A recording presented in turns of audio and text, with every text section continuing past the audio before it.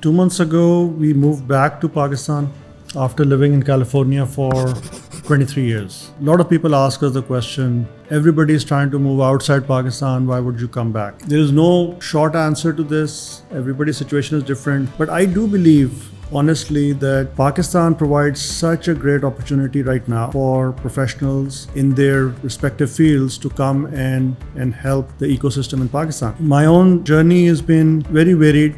Born and raised in Lahore, did my chartered accountancy, and then back in 2001 we moved to California, Silicon Valley to be precise. We went through a number of really interesting swings in the whole Silicon Valley area and California area, which provides a little bit of a deeper perspective as to what makes some of these economies really go. Yesterday, I had a friend visit me here. We were talking. His first question when he met me after some time was, why did you move?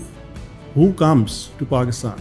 And by the time he left, about 90 minutes later, his closing comment was, I now need to think about moving back myself. Now, I just find that kind of a mindset very interesting. But before we go into that, let me talk about Silicon Valley. A lot of people I meet in Pakistan do ask this question. I think a lot of people are curious about what makes Silicon Valley special. Many of you know that Silicon Valley is the tech capital of the world.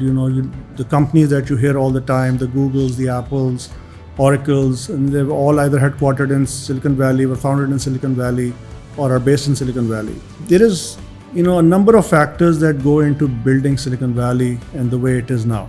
Before I go into that, let me just give you one very interesting statistic that will likely blow your mind away. One of the things about IT companies and the ecosystem, one of the key metrics people focus on is how much venture capital money is being invested in a certain region. These are, companies that are potential, that they raise investments from venture capitals. So when you look at the venture capital money going into Silicon Valley companies, San Francisco, San Jose, the whole Silicon Valley area, you will be amazed to know that the amount of venture capital money invested in Silicon Valley companies is higher than the venture capital money invested in all the other main cosmopolitan areas of USA. That includes Boston, includes New York, Texas, Southern Cal, Pacific Northwest. Now that is a mind-blowing number that a fairly limited geographic area of US gets more venture capital invested in there compared to rest of the country combined. Why is that? And what made it that way? Yeah, the great weather helps. California's weather is very nice, which allows a lot of expats to want to come there and live there. Some parts of US have extremely cold weather and so on. Having good schools is very important. Stanford University, Berkeley is there. Number of really good schools. But then there are good schools in Boston area, right? But I think what makes Silicon Valley so special, and I've discussed this thing and I've heard this thing from a number of people in Silicon Valley, is the mindset of people. And you have to understand the California's history to understand what this mindset means. First is that the people in California, they were part of the Wild West back in the day. They would never wait for the government to do something for them.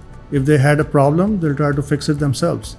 That's the mindset of Californians, where they would know that we cannot rely or wait for the government to do anything for us. We have to do it ourselves. That mindset still translates into the way they think about issues. The other thing which really makes them special is not to be satisfied with one thing only. For example, in late 90s, 2000, with the Y2K bubble, a lot of companies in California became really good powerhouses in technology. High tech, everybody knew about Silicon Valley, the Apples, the Googles and all that. Would you think that the people in California thought that, hey, we are number one in technology, so that's good enough, we are the leaders there? No, they actually said, I'm talking like 2008-ish, when the mortgage crisis hit, and then 2012-ish. That's where California and people in California and in the government, they said, we are not satisfied being the number one in high tech. We want to be number one in a lot of other things as well, including biotech, fintech,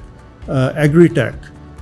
We want to be number one in the whole life sciences, bio and medical device field. And they put a plan together, and they put a plan in action to become powerhouses in not just high tech but a number of fields. 40% of America's agriculture produce comes from just one state. That's phenomenal. The IT exports, the ag tech, the life sciences.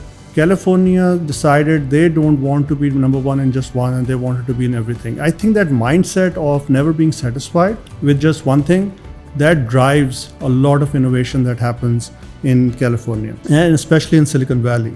So I think there are a lot of lessons in the success of Silicon Valley that can be taken and applied as we try to think about how we can make Pakistan a big powerhouse in IT infrastructure, in IT technology, and IT support. So when we come to Pakistan, the way I look at it is that there are a number of advantages. The cost of living in this country is much more reasonable compared to many other countries we know.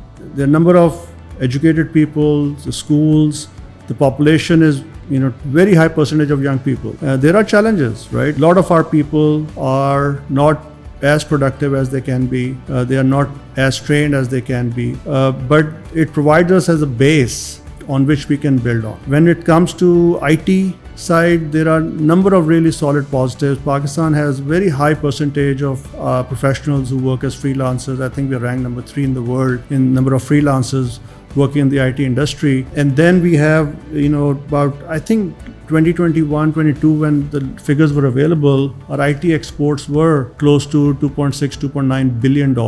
And then idea is that that's an industry we want to focus on, and that's an industry we want to take to much higher number, because it's sort of low-hanging fruit. If you think about it, Pakistan needs a lot more exports. IT exports are one where you don't have to import anything. You just do projects for clients outside Pakistan, brings in foreign exchange, and that's great for the country. So, whoever sits in the power position in Pakistan and Islamabad, for them, it's so much easy to focus on IT exports as the way to get the country out of the financial issues that we are dealing with. So I think that's something which is very important from a country's perspective. Then the other thing is, since we don't import anything, if we keep everything dollar neutral, meaning if we can find investments to be done and then we can use those investments to grow our company or all the different types of IT companies, I think that is where Pakistan needs to focus on, because the more clients when I say we, I just mean all IT companies, the more clients we get worldwide, the more people we need to hire in Pakistan, right? So that's an area where we want to focus on. Our challenge is, how do we increase the supply of well-trained people in IT skills inside the country? There are universities, there are a number of universities doing a lot of things. There are companies who need to do a lot more. I know, Systems and Visionet, they train a lot of students ourselves on technologies, but I'm sure we can do more. I'm sure other companies can do more. But that's where we need, a big push to get our IT supplies, our supply of IT graduates to go up. On a personal note, what I always find interesting is that people in Pakistan tend to undervalue our education system. I talk to people all the time, and when I meet with them, their first thing is, can you help my son? Can you help my nephew? Can you help my family member find a job outside Pakistan? That's a very, very common thing. And people have many different motivations to go outside Pakistan, right? If they are struggling financially here, they think outside they can do better, job opportunities, family reasons, whatnot, which is all fine. I think, some people like the lifestyle of countries outside Pakistan, so on and so forth, no issues there. Where I do find interesting is when people tell me that, hey, I want to go outside Pakistan because I want good education for my kids. Now, I totally understand, they mean well, but I always chuckle at this because my whole education was in Lahore. I went to, Crescent Government College, did my chartered accountancy from here. And then I went outside Pakistan in 2001 and I joined BDO, which is a large accounting firm, as a manager. I became partner there. So in my 23 years in California, I became the senior partner in BDO. I oversaw their entire West region, where I was overseeing 12 offices, all their advisory services in accounting, IPO, M&A, and I never once went to school in the US, not even for a day, right? And is the thought process that just because I never studied in the US, I could not succeed in US? No. And I always give credit to the education I got here, the qualification I got here, the chartered accountancy, which again is very difficult, as you know, to pass in Pakistan. But that just proves not to underestimate the value of education we get here. I'm not saying all education is same, definitely not. The other question I keep getting asked is, how to succeed in business environment. And I'll just take one step back. People ask me why I came back, and I can explain that. But I think the more interesting question is, why did I go out back in 2001? And I think the answer is actually more interesting than you think, because a lot of people move out for many different reasons. They move out for family reasons, better economic conditions, opportunities, and so on. For me, none of that was true, honestly. We were living a very nice life in Lahore. Back in the day, I was chartered accountant, I was working for Ferguson. Alhamdulillah, everything was great. There was one motivation for me to move out in 2001. And that motivation was that in Pakistan, I was doing really well. And I wanted to see that if I am put in a situation where I'm competing with world-class organization, world-class professionals in an international environment, am I really that good in the first place, right? And that was the motivation for me to say, let me go outside Pakistan and see that when I compete with talent from all over the world, US talent, European and all that, will I be able to succeed as well? And alhamdulillah, the education system, the education I got in Pakistan, the qualification, I was able to match up and compete with people from all over the world in very, very high positions. Lesson learned, if you have the skill set, if you have the knowledge, if you have the ambition, you will be successful no matter what you think your education system is inside Pakistan. The other thing is what people often don't understand and realize the importance is the ability to network, the ability to connect with people. Somebody told me this saying, which I thought was really nice, is you are either networking or you're not working. And a lot of people don't understand it. People stay very comfortable in their cushy jobs, but once they have to find a new job, that's where they suddenly panic because they have never built that network around them. I have changed a few jobs, not too many, but I've changed a few jobs in my career, and not once have I actually interviewed for a job and applied for a job. In almost all situations, I get approached by a different organization to say, hey, we heard about you, you're doing so and so, we would love you to join our company. Now, how does that work, right? It's essentially, and this is something I tell my kids as well. Making money is one thing. You can make money doing a number of different things, that's not an issue. But whatever you do, be the very best in what you are doing. If you are good in what you do, people realize it, people understand it, they'll reach out to you and they'll want you. And that is something which I believe is very important. The more people you know, the more people know about you, it just helps you, get further in your careers. Fast forward to 2023, we decided we want to come back to Pakistan. All our kids were, mashallah, done with college. They were all settled in their lives, and we thought, I have spent 23 years doing, a lot of things for companies in the US.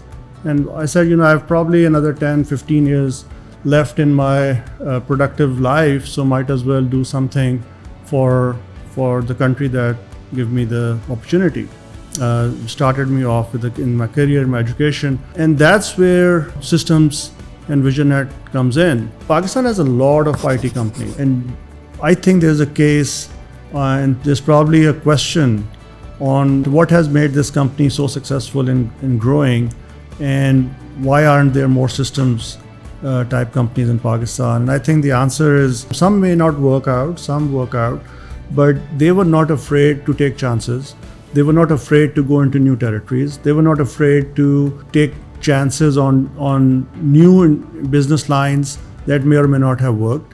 And that is the genesis of a successful organization, similar to what I was mentioning about in the mindset of Silicon Valley companies and the whole California mindset, which is to take chances, right? And we were very focused on US market for a very long time, and then we said, why only US? And we started in Middle East and Dubai and Saudi Arabia, and now we are in APAC and Europe.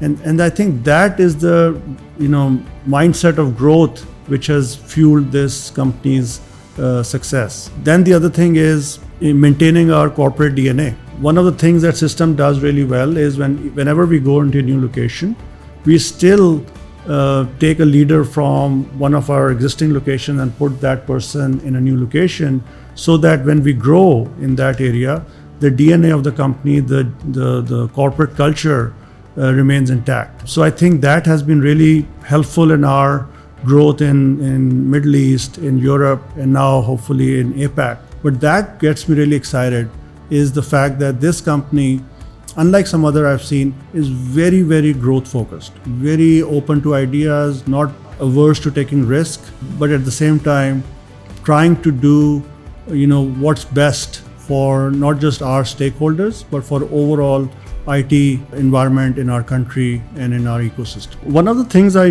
noticed when I was in Silicon Valley, how many companies create millionaires. In Silicon Valley, there's a term called Facebook millionaire, which is just a term because what it means is you join a company and if the company does well, they have given you some equity in the company, and by the time the company monetizes it through an IPO or whatnot, a number of people become extremely wealthy. I believe this is not very common in Pakistan, where founders tend to maintain a lot of control in the company. And which is why what I find very interesting about Systems is that from very early on, they decided they want to be an employee-owned company. And just like typical Silicon Valley companies with the stock options, RSUs and whatnot, they were rewarding their top performers, their top employees with equity in the company, and this is proven without doubt. And I can give you example after example after example of successful companies where when you have employees have a stake in the success of the company and not just their salary but the success of the company, they've performed wonders. And I think that has been absolutely critical in System success, is that there are dozens, if not hundreds of employees who are so vested in the company's success that they will go way above and beyond in their job, because they know that if the company does well, they will personally benefit as well from a financial perspective. That's a complete game changer in how we look at our job and we look at our company. And I think that move by System way back to have an employee-owned culture was the transformative thing, what a secret sauce and what made this company so special. And I think the founders' acknowledgement that they don't need to control but rather guide the company's success and allow the people and the leadership to come up and take the company to the next level. I'll just say one more thing which I didn't mention earlier about business development, because that's a key part of any company's success. A lot of people think that business development is a very transactional thing. I feel business development has to be about relationships.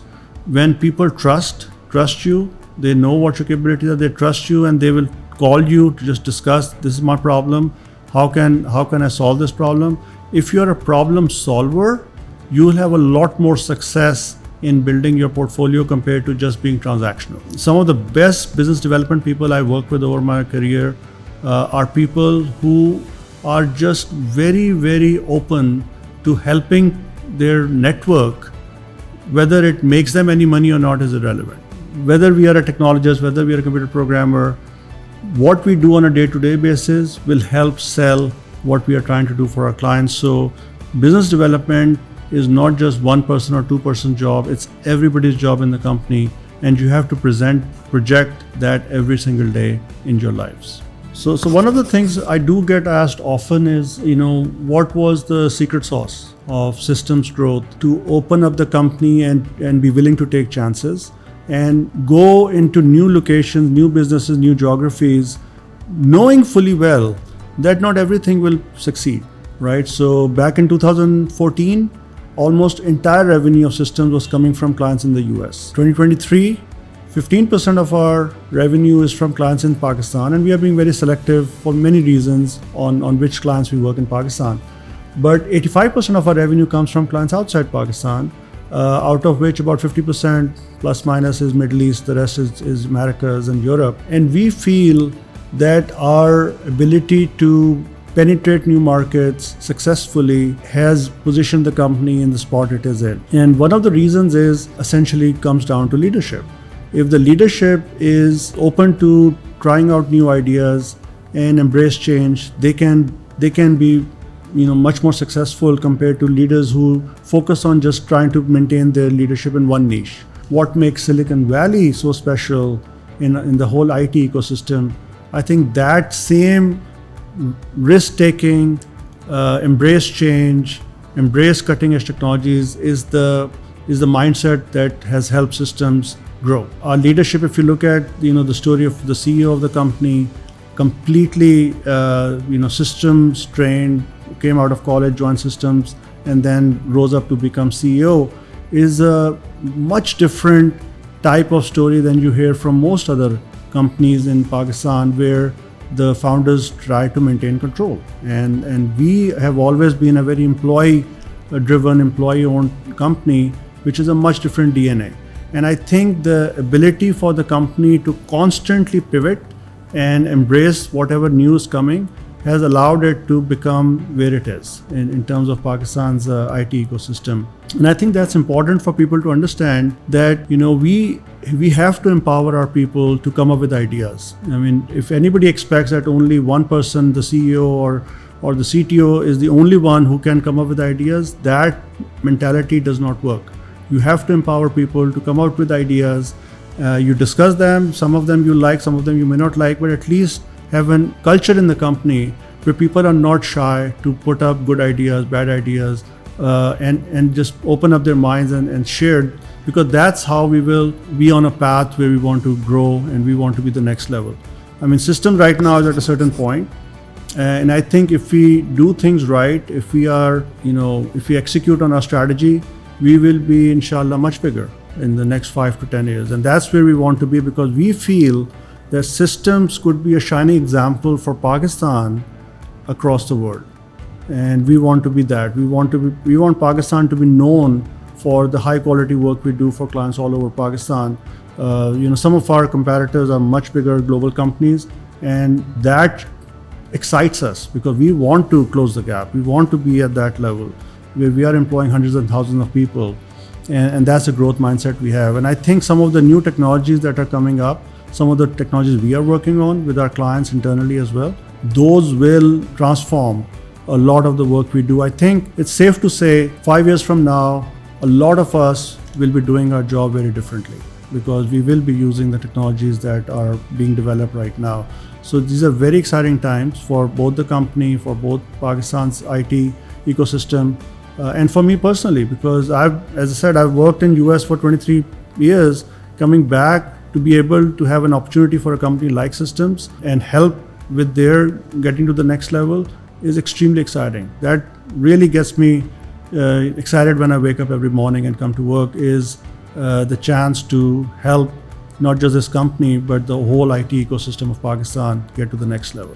One of the things which I find interesting is, the question that comes up is, how do we improve the number of professionals in this industry in Pakistan?